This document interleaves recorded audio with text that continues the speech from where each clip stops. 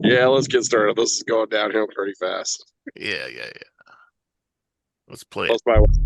my wife still has Welcome more to the things to Rebel cook on. Alliance Briefing. Please visit our website, https://RABR.KAILEJOHANSEN.US. There you can find links to send us feedback, connect to us on social media, or instructions on how to load the podcast onto your device.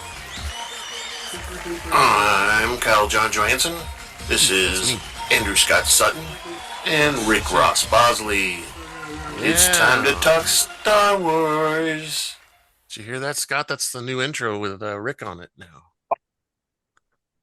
Yeah, so we got Rick on there now for the intro. I still don't have him for the exit one because I didn't get any of that done while I was at the convention, which I was planning on doing, but I didn't do that, so it's still the same there. But so today we're going to review Star Wars: The Bad Batch Season 3, Episode 12.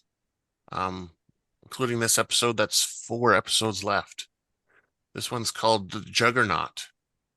And I don't know if you caught it, either one of you. I don't know if Scott's watched it, but Rick, if you caught it, the Juggernaught was that vehicle they were driving, the vehicle that they were transporting people with. Yeah, the transport. Yeah, the big thing. They called them a transport too, also in there, but it's a Juggernaut vehicle or something like that. Big old tires and whatever. Yeah, the heavily armored transport. Yeah, exactly. The weapons weren't penetrating. So we're gonna discuss all the episode. So we want you to not be spoiled. Yeah. So what that sound means is you need to go watch the episode because we're gonna talk all about it. But first, we're gonna unbox a Star Wars Funko Pop. And then we'll do a lot of discussions and beg you heavily for feedback. So we really need the feedback because we're getting tired of talking just to ourselves. We want somebody else to talk to. So come on in and give us some feedback. Give me a second here, and I'm gonna share the video. I think that's the right one. And I want audio. Yes. You guys see it? Mm-hmm. See it? So let's play and see if you can hear it. Here it goes. Yes. In the box. You can see my thumb playing on using the mouse over there. Where's the sharp pointy thing? It should be coming. I think. Yeah. Unboxing. Here we go. Here we go. All right. Started. Oh, that's you. Oh, Yep. Look at that. You got some tape on there. You almost got yourself. Yes. Oh, this is still stuck over here. Okay. Oh, this one's tough. Arr. Come on, Santa. Good thing I have my super sharp stabby tool. Yeah. All right. Oh, hey, look, it's wrapped. I appreciate that when I do that, but it's not really necessary, Extra paper. Stick it out. I don't want you to see it yet. Oh, no. Okay, here we go. Whoosh. Boom. Good old Cad Bane. Star Wars 580. It's got a little different design here. What's going on there? Let's see. That's great since we're talking about this episode, huh? Let me this previous episode to the side. Look at that. 580 down there. Previous episode. Let's get it closer. Oh yeah, look at that. He looks so mean. But that's the way I planned it. He's funny, he's got bolts on his legs too. Yeah. All right, here's the back. Well, look at that. It says Boba Fett. So this is from the book of the Boba Fett. And it's got several characters there. Don't think I have all of those, but we'll see. How many of them have they made? Select them all. Book of Boba Fett. Here's the sideways view. Yeah. There's a number for each one. Pretty cool, huh? Look up close. You can see the detail and everything. It's kind of cool. Smile. There he is. Something in his Little teeth. eyes staring at you. That's the unboxing. Are those an implant? Yay, unboxing. Now we have a special treat. It's unboxings. Yeah, that should have been at the front. Now we have a special treat. Stop it. All right, let's get rid of that from the screen. Stop sharing. That's for the people who watch it in reverse. Exactly. Mhm. Exactly. All right, share. Okay, so now we got audio again. And we're gonna do a commercial too, so I can take a drink or something. So let's try this one. And now a word from our sponsors. Does your bald head take a beating from shaving, the sun, and all of the things Mother Nature throws your way? Do ladies look at your dry, sunburnt head and cringe? Well, guys, there's a new product out there in the head care market that promises to rock your head. I mean, don't. Looks soft, clean, and touchable, and it's trending #1 through social media and on YouTube. Introducing Dome Armor. Whoa. It conditions with moisturizers like coconut oil and shea butter, protects with sunscreen up to SPF 45, and enhances your already sexy dome into an irresistible hands-on experience. Yeah, keep your head, dome safe and protected. Get Dome Armor. Now available in fresh bacon scent. Be sure to get the ladies to come running in fine stores like Walmart and Lowe's. Oh, and for those still struggling with minor hair loss, try Grow Gain. This product will refresh, revitalize, and regrow hair on your dome. Look at that, it's growing just as we speak. Oh my goodness. Look at all that hair he's got. That Grow Gain stuff is good. We need to get some of that, Scott, don't we? Oh. Oh, I Scott's got hair plenty. now. Scott's got hair now. This is pretty much all I get. When it gets like this long, I need to start cutting it back a little bit. It's a little. Got one of those forehead things to shave your head bald. No, I'm not going to do that. Not until if the circle gets bigger back here, maybe. But no, not yet. All right, so let's get back to the episode.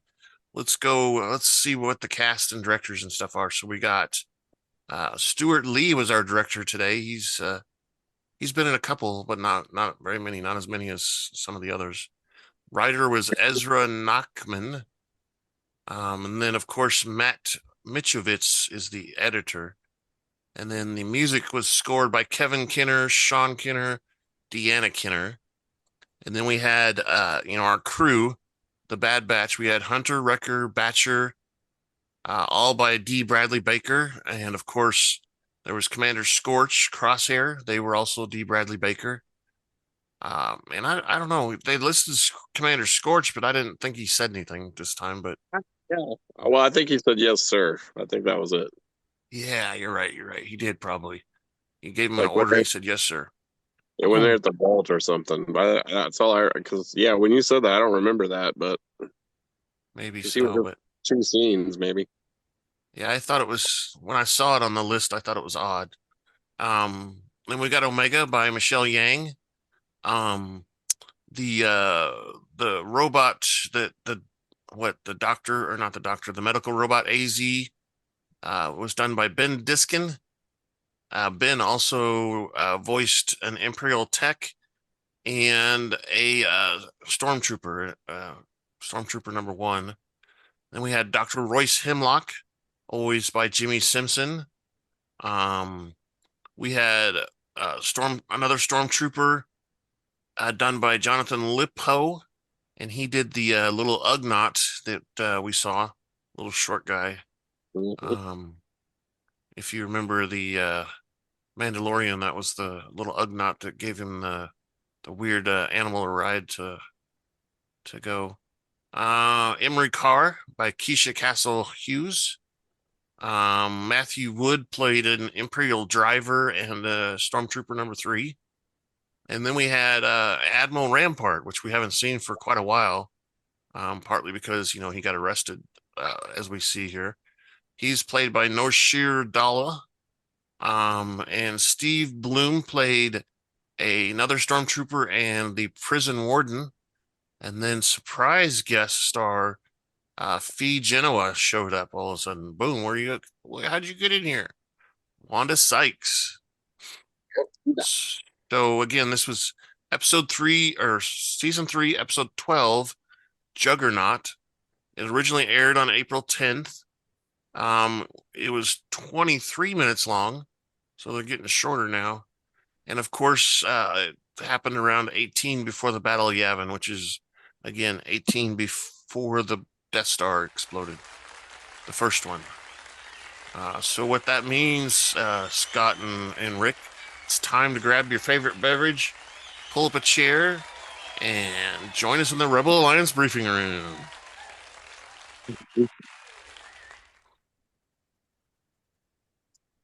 All right, let's get into it. So we start off with a CX2 trooper who has captured Omega, and they land on Tanis base, and his vessel is called Dagger, the CX Dagger vessel. And Royce Hemlock is sitting there on the tarmac waiting for her to depart. After removing her handcuffs, Hemlock compliments Omega for surrendering and leads her into the base. He says, "Follow me," which I thought was kind of weird. I know it's just an animated cartoon or whatever, but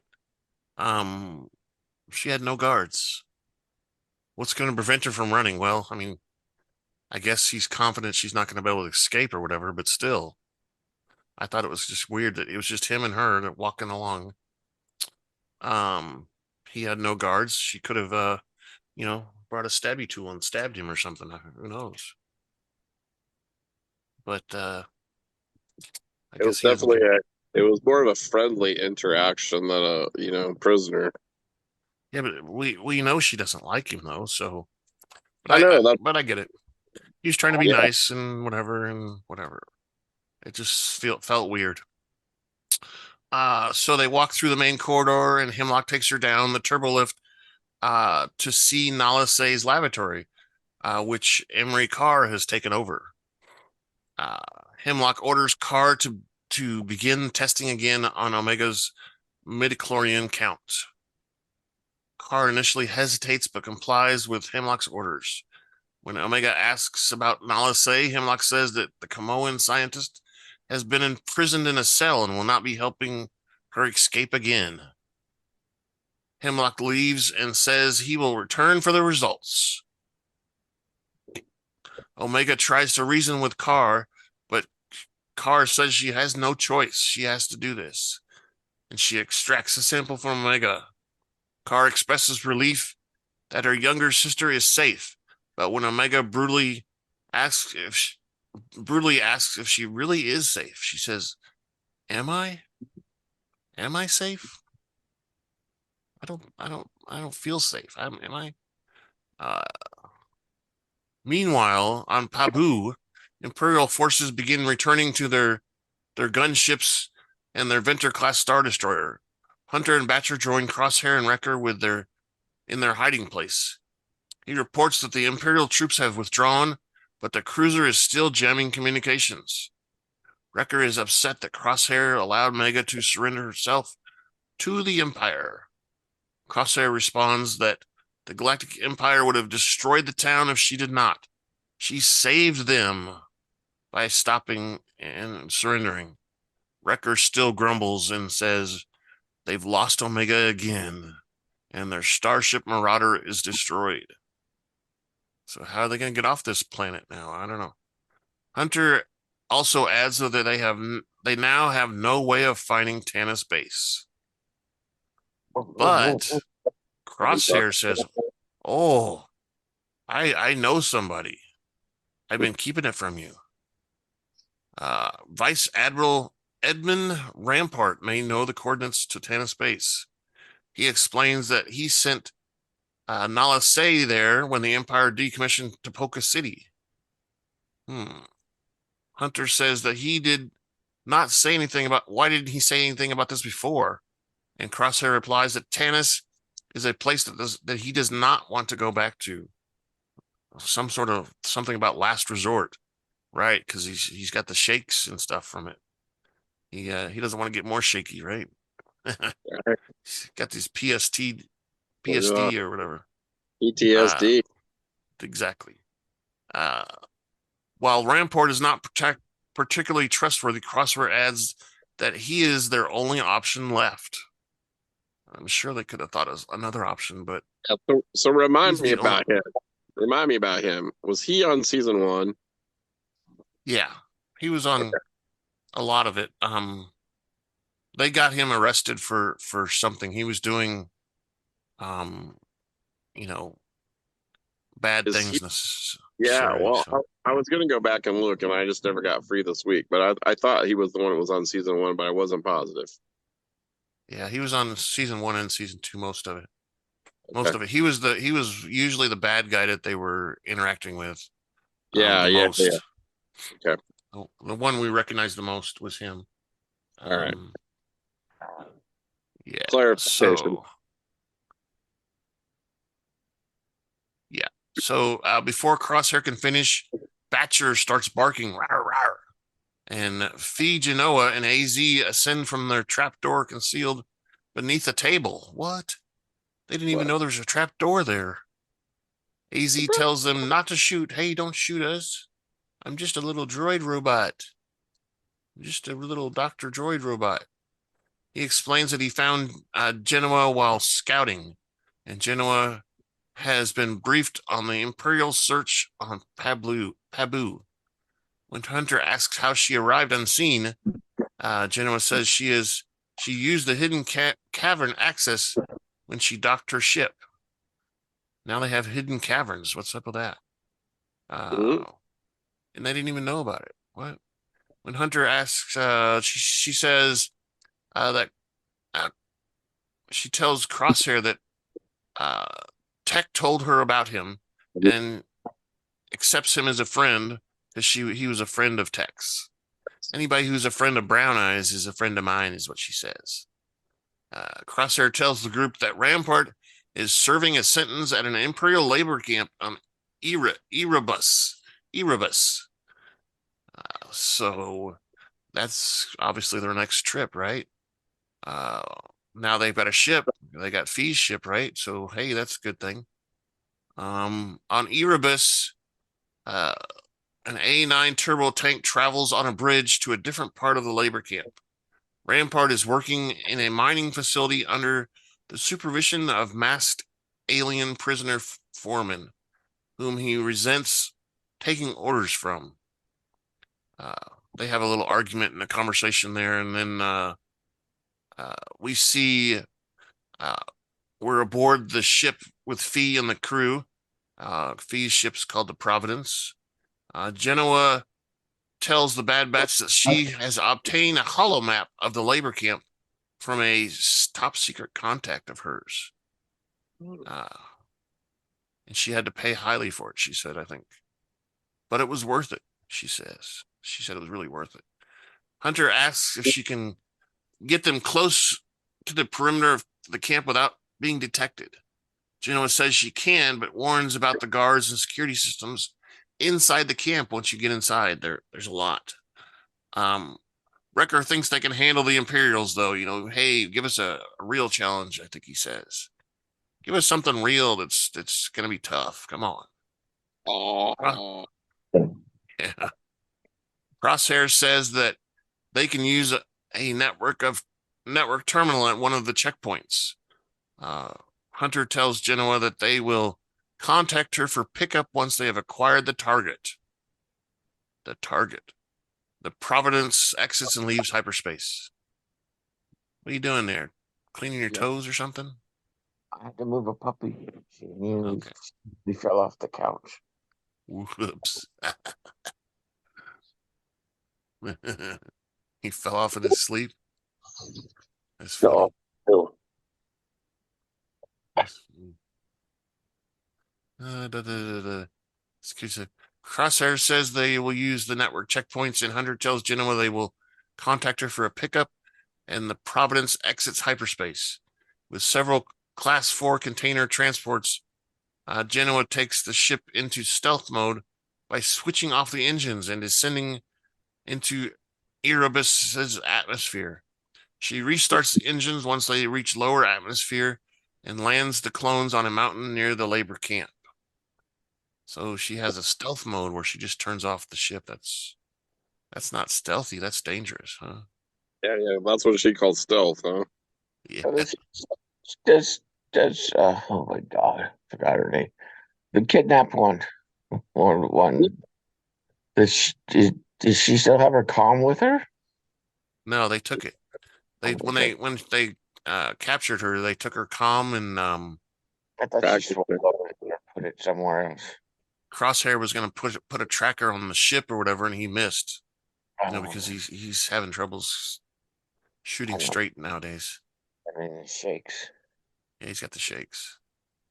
All right, so the Bad Batch approach a large suspension bridge where they stun two TK Stormtroopers sentries. They then access the terminal, which they use to find Rampart's location. Rampart waits impatiently for the end of his work shift. He has trouble understanding the Ugnaught foremen since they don't speak the same language. Yeah, the Ugnaught's just grunting. He kind of compliments. He says, I don't speak grunting. I don't speak grunting. The two join other prisoners just lined up outside the turbo tank transport one that has been repurposed as a prisoner transport. Kind of cool to see the Ugnaught back, though. Yeah, it was kind of interesting. I was surprised to see too, but I mean that makes sense. They they pretty much made themselves out to be very valuable throughout the Empire because they were able to do just about anything, including maintenance stuff. Lots of maintenance stuff. They were quite intelligent, but wanted to be slaves, I guess. I don't know. Crosshair tells Hunter that Rampart is scheduled to be transported back to the prison from the mining structure. Hunter appears through his binoculars. He says, "Hey, what's up?" And he sees the prison on the other side of the bridge. Hunter proposes intercepting Rampart when they're en route from the mine, and Wrecker is excited about taking on a turbo tanker. He says, I'm ready. Let's get it. But Crosshair cautions against them taking it head on. Studying the surrounding geography, Hunter proposes going under the turbo tank.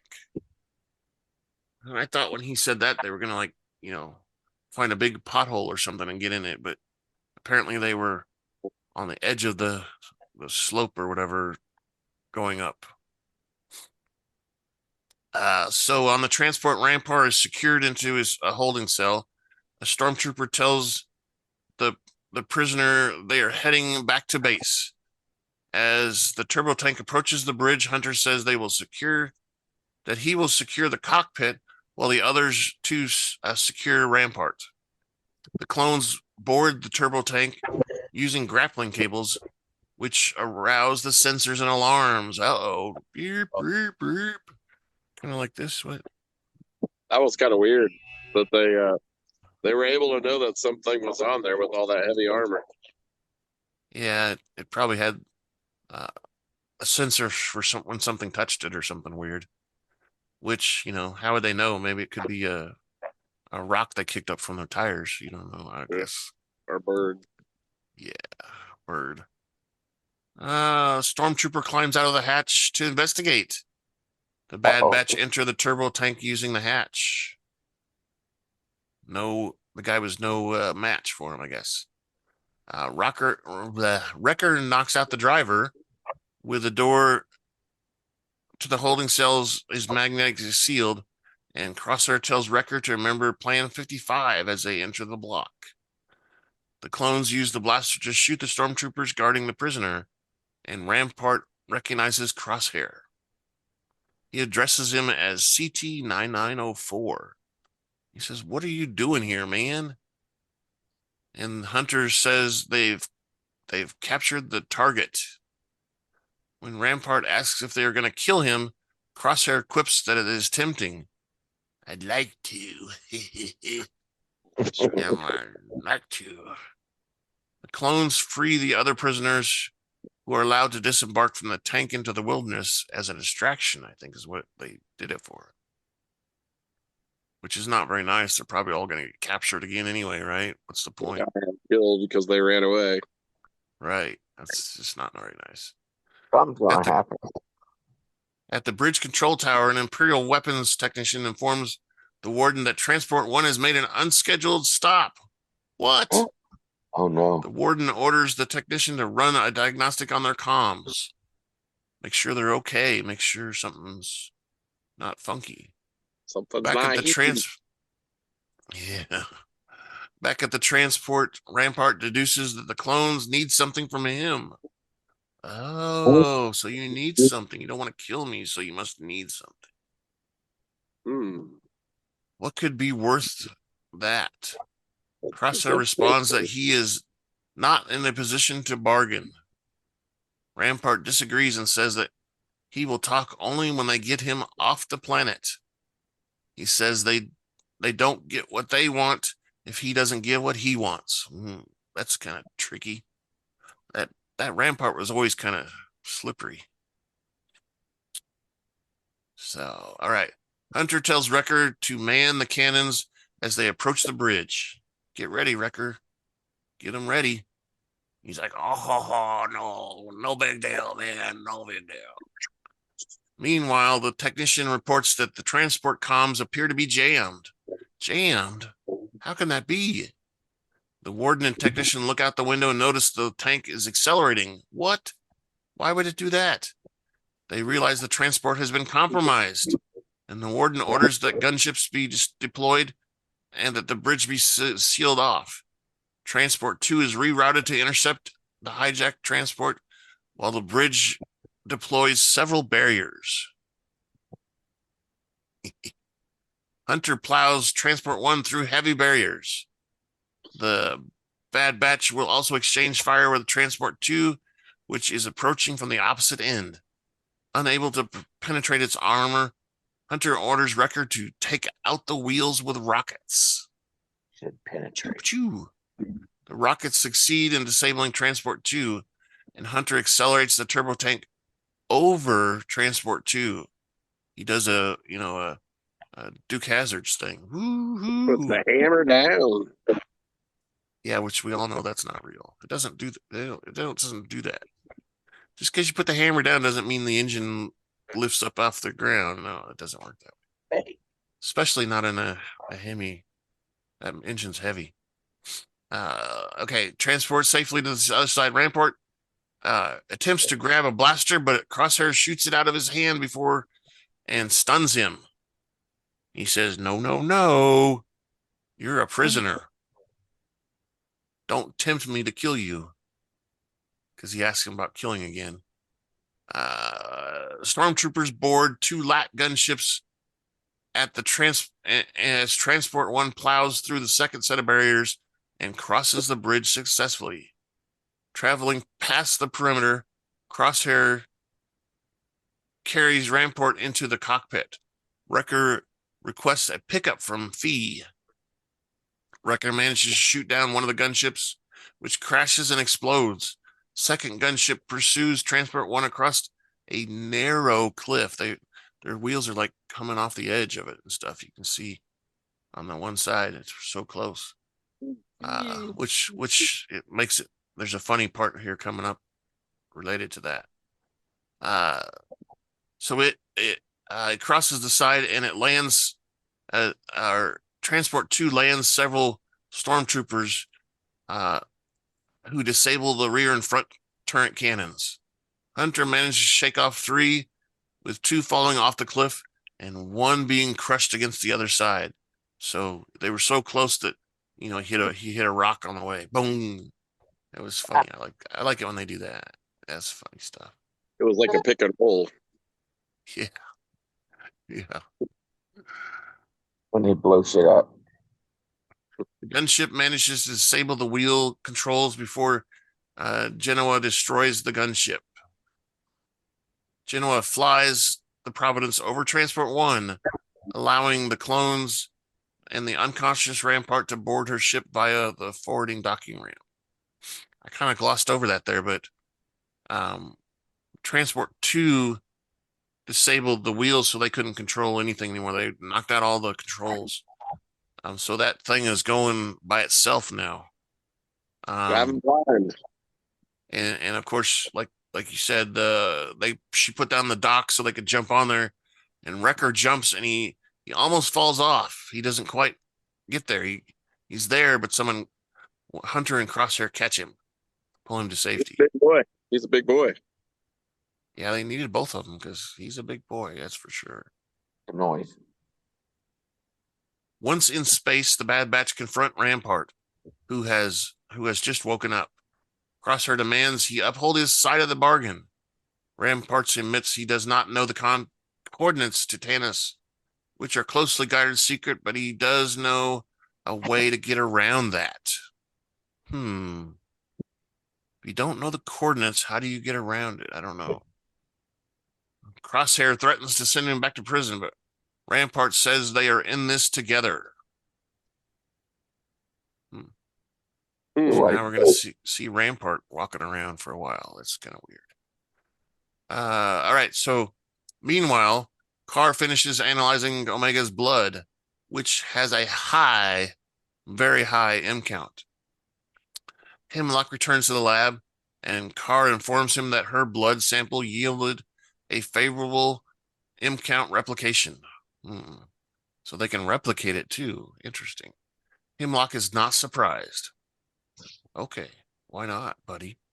When Omega asks what that means, he leads her to the Tanis vault, and he also explains about the M count and how that she's the only one so far that can be replicated, or mixed with other blood that has M count. So they're in the vault. It's heavily guarded by clone commandos. This is possibly when we see Scorch say, "Yes, sir." Hemlock tells Omega that individual M counts cannot be directly replicated and that earlier attempts have failed. As they enter the red screening room, he alludes to the Project Necromancer's experiments, which include mixing samples from various specimens. These have all failed until they combined her sample with one of their M count specimens. So that's interesting. Something's different about her blood. We still don't really know. We just know that's kind of what Nala Se was working on the whole time. So inside the section, they pass through a second line of clone commandos. Hemlock tells Omega that she is vital to their work. When they enter the vault, Omega encounters 3 other force-sensitive children, including Eva, Jax, and the Pantorian child. Still doesn't have a name. Pantorian child. The children are playing with hologram blocks. When Omega asks who they are, Hemlock says, "These are the rest of the puzzle," and says, "This is her new home." The doors shut down above, and the scientists above watch in the observation room as Hemlock leaves and the credits roll. Didn't she sit there and like in the ship or something like that? Didn't she attempt to try to use the Force? No, she was meditating. That's all I could see. I thought that too, Scott, that she was maybe using it to communicate or something, but we've never seen anything about it. So she was probably trying to meditate like Ventress had tried to show her the week before. Yeah, but I don't think anything came of it. Well, maybe we'll find out. And she did. Ventress will show up next episode because she communicated. Well, I don't know. But she at least wasn't able to use the Force to help her current situation in the ship. So, well, that we know of. Yeah, that we know of. I mean, she is in the arms of Hemlock now in the super guarded room with all the force fields around it and stuff. So so I mean that was a different episode. Wasn't all boring stuff. There was a little action in there. Exciting, guys. Little action, a little excitement. The wrecker got to blow up stuff. Yeah. We got to see what's his name again? Rampart. What's got save all those kids. Yeah. Hopefully that's what's going to happen eventually, right? For something like that to actually use force. I know. Well, I mean, if they're force sensitive too, they could all get together and she can use the force. I know it. Yeah, I mean, that's kind of what I'm hoping too. Is she'll use the force, but maybe not. Got a lot of learning to do in a short amount of time.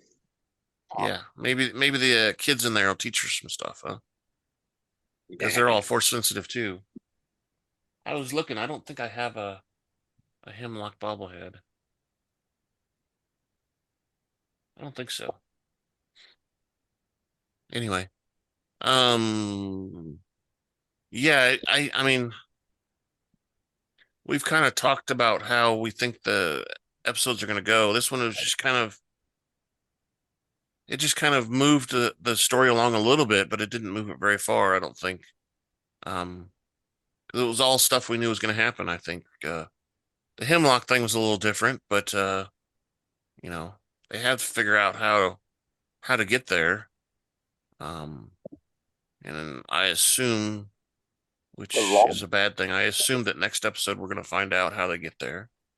They're going to get there. If they leave this season, have they already said there's going to be a third, fourth season of Bad Batch or whatever? This is the final season. Oh my gosh, they got a lot to solve. Maybe. What do you mean maybe? They can't leave it like we don't know what happens to her and how she grows up or all that. Well, she'll be lost in Star Wars history. Whether that's the first class of Star Kids, I mean, Well, in one of the movies, they blow up this Tanis base. It's that planet, not the planet killer thing, but they blow up a base like this. Mm-hmm. Is it in the movies?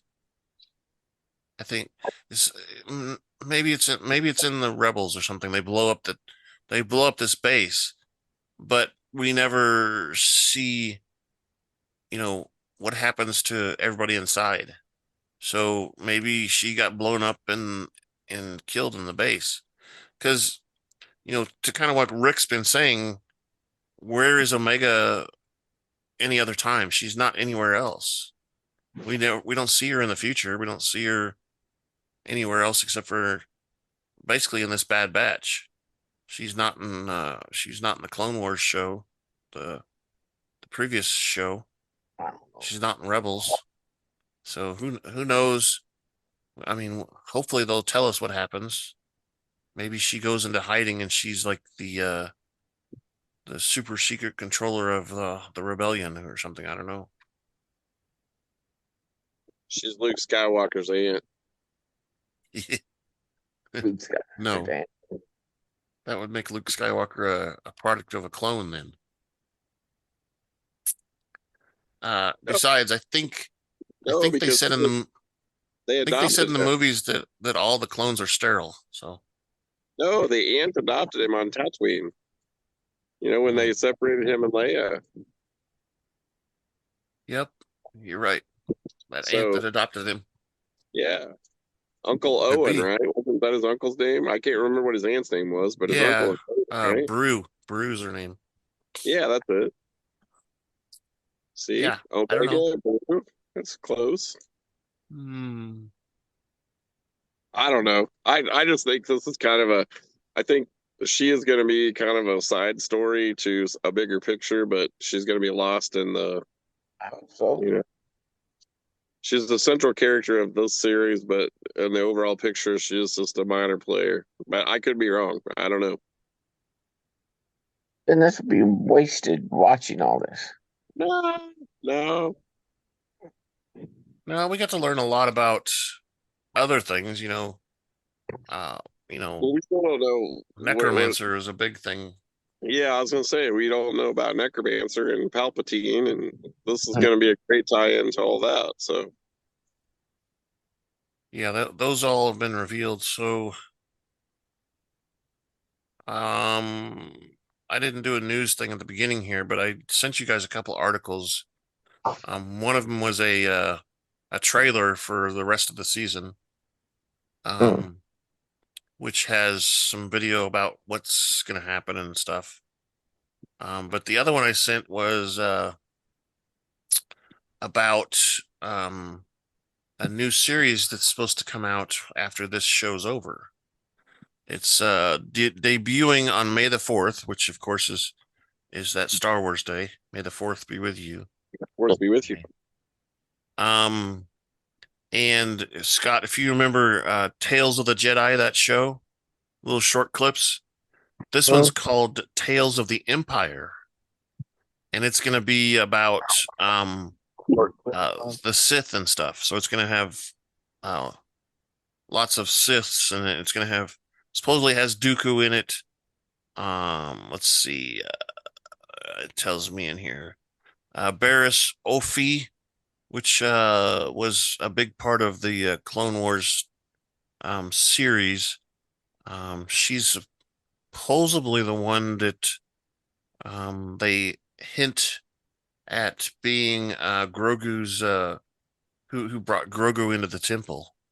Because if you watch the scene that Grogu has a flashback and there's a room and next to where he's standing, it has Offee's name on it.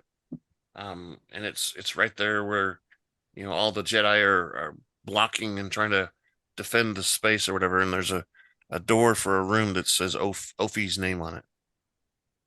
Anyway, so there's that, and then who else? Tales of the Jedi.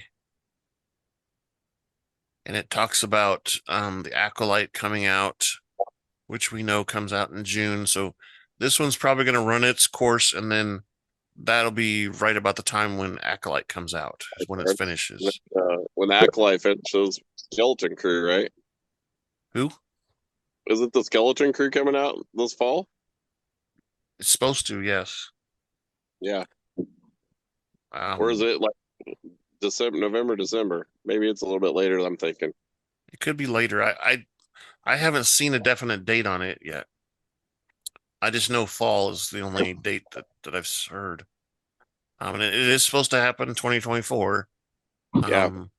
And there's no Mando until next year. Mando is supposed to take the place of the Bad Batch's time slot. So Bad Batch starts early in the year, usually. So Mando is supposed to start back up early next year. I thought they pushed Mando back. Was it next year, 2025, or was it 2026 with the movie? 26 is the movie, yes, but the show is going to be back. Okay. What about the Rey movie? That hasn't been officially announced a date yet. It's been confirmed that that's going to happen, and what's her name has signed on for it, but they haven't set a date. Yeah, she signed on for it, and the guy that played Finn is on it, but the guy who played Poe is not. Yeah. He's off having adventures. BB-8 signed on back on. BB-8. You'll have to see, I guess. He's just been rolling. He rolls with it. Rolling. So we've done a lot of talking here. We want your feedback. And there's several ways for you to get that feedback to us. We have an email address, feedback@kylejohansson.us. We also have a link on our website on the left-hand side that you click and it brings up a form you can fill out and you can submit that to us. We're on Twitter /X. The handle is at super_duper_pod. We're on the new social network Blue Sky at Rebel Alliance Briefing Room, all one word. And of course, we upload our audio and video now to YouTube, and you can put comments there as well. And we've done pretty well with people listening on YouTube there. I think last I saw we had 9 people listening, and then I tried. quite a few people. I was going to ask you. I watched Video. it on YouTube this week. Did it show up as a view on watching? Because when I clicked on it, it said 0. I didn't do the Amazon this week, so I did YouTube though. Is it showing a view? Let's find out. Because when I clicked on it, it said 0 views, and then I watched it, and then I never went back to look. When it popped up, if it said any views or anything. Which episode? The episode 10 or the episode 11? 11, the last week one. Because I didn't listen to it on Amazon like I had been. You watched the video or not the audio? Yeah, I watched the video. Yeah, I watched the video. Episode 10, but doesn't show anything on episode 11. Oh, okay. Which is weird. Weird. I guess I'll go back and try it again and see if it shows up. I probably won't watch the whole thing, but at least I'll start it or something. Yeah. Because when I saw it, it said 0 views, and I was like, okay, I'll try. But I think I saw it the day that you posted it too, so that's probably why. Could be. It just happened to pop up. We still have 8 people that are subscribed to our YouTube channel. Not a lot, but over 100 people have viewed the channel in the last 28 days. Sweet. Yeah, wish more of them would watch and send us feedback, but use those 5 different methods we talked about just a minute ago. Yeah. Send us some feedback. Maybe I'll start being 2 or 3 different people. We did get a like a couple of weeks ago. Like I said, I don't know, maybe that was Scott or something, but we did get a like on a video for episode 9. But so I did sign up somebody at the convention to start listening to our podcast. Cool. I had my my Boba Fett backpack with me, and they're like, "Oh, I like your backpack," and I was like, "Okay, yeah, well, I do a podcast. You should listen." Okay, I will. Next thing you know, he's got it on his phone, all loaded up. I'm like, sweet. Wow. So maybe we'll get a few more that way. I think I need to take something when I go to the Service Now convention so I can hand it to people when they ask me questions. Stickers. I do have stickers. I know, but you just need to make stickers and hand them out. That's funny. Or you could make the Rebel Alliance out thing here as one of those foam little foam throw things. And then as you're walking, you just throw them at people, and just walk and throw, and then just keep on walking, and nobody's going to know it was you that threw it. Oh. Or stand on the overpass and make it a game and throw it and try to get it in their backpacks. I need to get a design and send it to my friends in Pennsylvania. But on the front, it's going to have a FAFO on it. Sign. If you know what that means. I know exactly what that means. Got it. I designed work shirts for my overnight cruise. Actually, really? We're called the Shadow Crew, and if you want it done, it's at the top border. If you want it done right, you do it at night. And then, let me drop it on the back, of course. Let me drop everything, and solve your problem. Yeah. It's Both shirts. It's FAFO. That's funny, Scott, because I just had a shirt made for my school because my kids, and so one of my custodians, she does it on the side, and it says the first day of school and all. And it's got the, the emoji, like,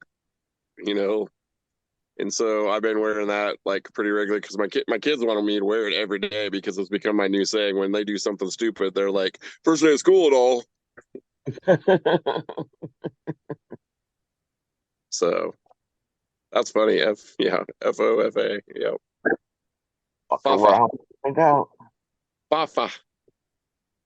Yeah, I have a sign out front, and they make it like it's the ADD sign, so I have one.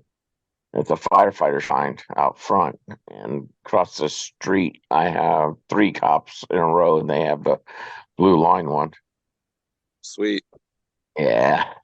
Yeah, I don't think I could get away with a Fafa on my shirt, but across the street, she's Church of Jesus Christ Latter-day Saints, and she hates it. She called the cops, and the cops just laughed at her. As I'm handing them stickers with FAFO and blue line. There you go. There you go. That's my statement for the century. Now I have stickers. You can't really see it, but it's this black thing here. I don't know where they're at though. I don't know where all the rest of them are at. There you go. You should have found those and handed those out, man. Yeah, I should. It just says Rebel Alliance briefing room on it. It doesn't have an address, but I can say, hey, use Google because it'll come up. It comes up right away when you search on Google. I'm gonna say you Google search it. You need to start finding them and just wherever you go, just peeling them off and sticking them on stuff. Yeah, that was kind of the idea, but I got to figure out where the hell I put them.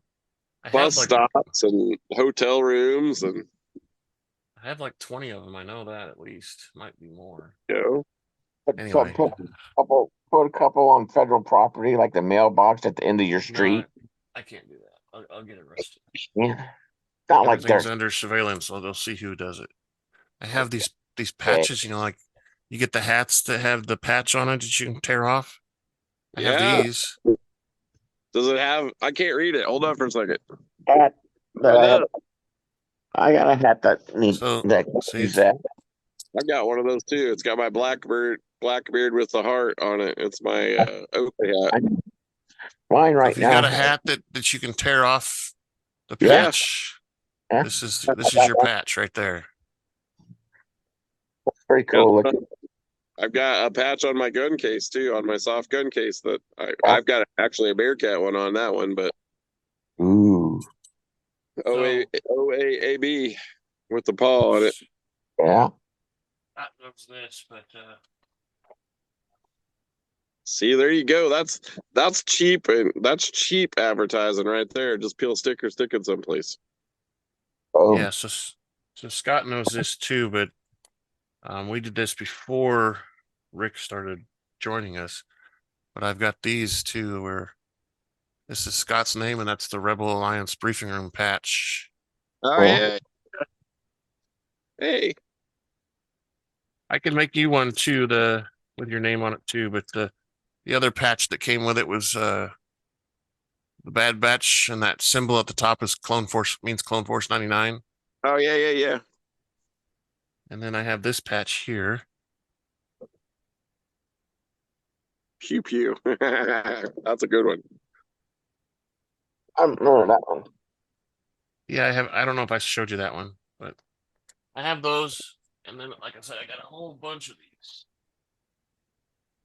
Dude, I like the sticker. Big stack of those patches that say Rebel Alliance briefing room. So I gotta find them. I have like 20 of them, and every time you go to Walmart and just go to the bathroom and stick it on the urinal. They clean those things every day and take stickers off every day. Sure they do. Yeah. You must have a higher class Walmart than I do. Well, I do live in Olathe, but it's not that clean either. Joko. Yeah, the Walmart side, I would not say they get cleaned every day, and stickers definitely don't get peeled off, but okay. Let's run the outro on this thing, and so I can see how much I need to cut out of that episode. You got to bleep me, aren't you?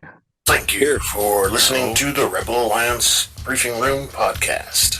Please visit our website where you can play current and past episodes. That's https://RABR.KaileJohansson.us. That's RABR.KaileJohansen.us. On the left-hand side is a navigation menu. You can use this to learn how to load the Rebel Alliance Briefing Room podcast on your Android or Apple phone and tablet. And we have direct links to our podcast on Apple and Google Podcasts. Please participate by connecting to our social media, answering questions of the week, or submitting feedback directly from the site. Again, all of these are available at the Rebel Alliance Briefing Room website at RABR.KaileJohansen.us. This podcast in no way is approved, sponsored, or owned by Lucasfilms Ltd., Disney, Disney Plus, or any of its subsidiaries. All opinions are solely owned by Kyle and or Scott, and in no way express the views or opinions of their past or present employers. Views and opinions are not supported or restricted by Lucasfilms Ltd., Disney, Disney Plus, or any of its subsidiaries. Any rebroadcast, reproduction, or any or other use of this podcast and its affiliate sites without consent of Super Duper Podcast Network and its host is prohibited. I am Kyle Johnathan. This is Andrew Scott. There he is. Say goodbye now. And we got Rick too. Rick, still need to get that one fixed. Hopefully next week I'll have it fixed. Hopefully next week. So I can stop recording.